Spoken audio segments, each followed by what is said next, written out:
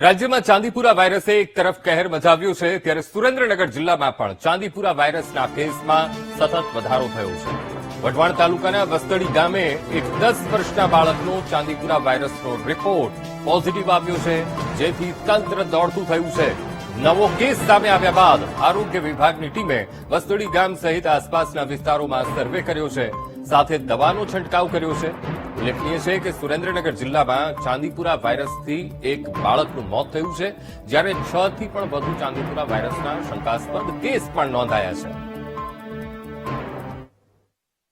વસ્તડી પ્રાથમિક આરોગ્ય કેન્દ્રના 11 ગામમાં અત્યારે દરેક અમારા ગામમાં 23 આંગણવાડી છે, 19 સ્કૂલો છે અને ગામમાં જે કાચા મકાનો છે, કાચા કોટડાવાળા, તિરાડોવાળા, દિવાલો પ્લાસ્ટર વગરના આવા મકાનોને સર્વે કરી ચિહ્નિત કરી ત્યાં અમે દવાનો છંટકાવ બહારની ભાગે મેલોથિયોન અને અંદરના ભાગે આલ્ફા સાયફરમેથિનનો સ્પ્રેઇંગ હાલ કામગીરી ચાલુ છે।